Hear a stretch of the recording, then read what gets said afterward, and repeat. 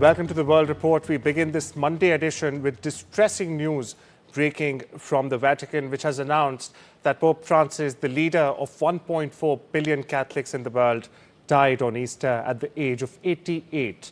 Now, this after battling various ailments for some time.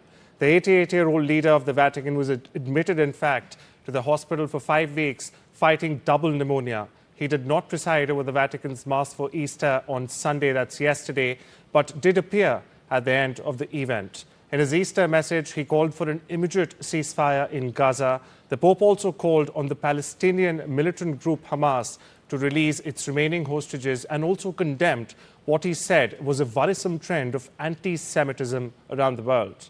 Furthermore, the Pope had led the Catholic Church since 2013 for 12 years now, becoming the first Pope, in fact, from the Southern Hemisphere, the first Jesuit, and the first non-European pontiff in over 1,000 years in Catholic history. Born Jorge Mario Bergoglio in Buenos Aires in 1936, Francis once trained as a chemist and even worked as a nightclub bouncer before joining the priesthood. He was further hospitalized in February this year with double pneumonia, but recovered enough to appear for Easter celebrations earlier this month. Now, known for his humility, reformist tone, and his outreach to marginalized communities, Pope Francis famously said, "Who am I to judge?" in reference to gay priests. Now, this marked a shift in the church's language. His death now triggers the process to elect a new pope, beginning with his funeral and ending when white smoke rises over the Sistine Chapel once again. For more on this story, my colleague Vishal Vivek joins us.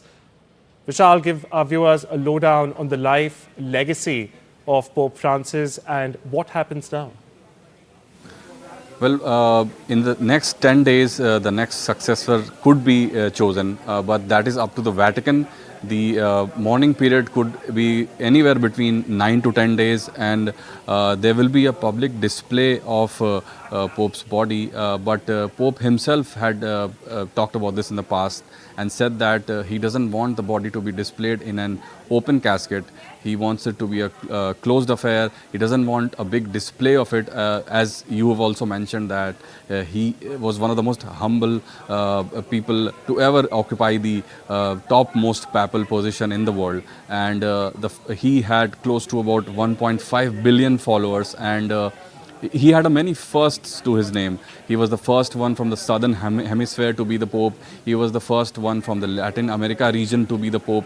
And he was also the first pontiff to talk about homosexuality in a very open manner. He said that, as you mentioned, who am I to judge? And he wanted all the homosexual people to join church and also be decriminalized. He had called for decriminalization of the laws that criminalize homosexuality across the world. So he had said openly that LGBTQI plus community needs to be included into all aspects of life, and they are also the same as rest of the people.